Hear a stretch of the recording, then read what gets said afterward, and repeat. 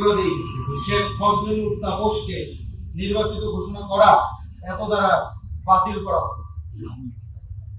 উক্ত আইনের 59 ক ধারা অনুযায়ী এই মামলার দরখাস্তকারী বাদী এবং উক্ত নির্বাচনের ধানের শীষের প্রতীকের প্রার্থী জনাব ইশরাক হোসেনকে নির্বাচিত মেয়র হিসেবে এত দ্বারা ঘোষণা করা হবে। ঢাকা দক্ষিণ সিটি কর্পোরেশনের 2020 সালের নির্বাচনে বিএনপি নেতা ইঞ্জিনিয়ার ইশরাক হোসেনকে মেয়র ঘোষণা করেছেন আদালত। বৃহস্পতিবার ঢাকার প্রথম যুগ্ম জেলা জজ ও নির্বাচনী ট্রাইব্যুনালের বিচারক মোহাম্মদ নুরুল ইসলাম এ রায় দেন। 2020 সালে ডিএসসিসি নির্বাচনে কারচুপির অভিযোগ তুলে ফল বাতিল ও পুনরায় ভোটের দাবিতে মামলা করেন বিএনপি দলীয় প্রার্থী ইশরাক হোসেন।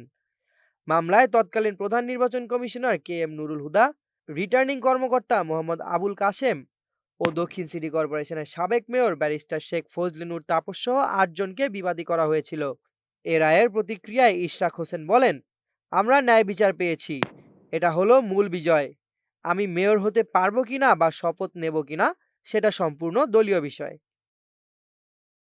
ন্যায় বিচার ফিরে আসুক, জনগণ যে একজন সাধারণ নাগরিক যাতে তার ন্যায় বিচারটি পায় সেটির ধারাটা যে শুরু হচ্ছে বা শুরু হয়েছে খুনি স্বৈরাচারী ফ্যাসিবাদী হাসিনা সরকারের পতনের পর সেটির ধারাটা অব্যাহত থাকুক।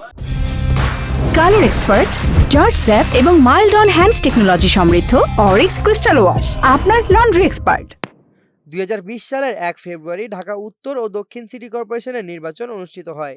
নির্বাচনে উত্তরে আওয়ামী লীগ প্রার্থী আতিকুল ইসলাম ও দক্ষিণে আরেক আওয়ামী লীগ প্রার্থী শেখ ফজলুল তাপস মেয়র নির্বাচিত হন। নির্বাচন কমিশন ওই বছরের 2 ফেব্রুয়ারি ভোটের গ্যাজেট প্রকাশ করেন। এরপর থেকে তারা শপথ নিয়ে মেয়র পদে দায়িত্ব পালন করে আসছিলেন। গত বছরের 5 আগস্ট শেখ হাসিনা সরকারের পতনের পর তাদের মেয়র পদ থেকে বহিষ্কার করা হয়।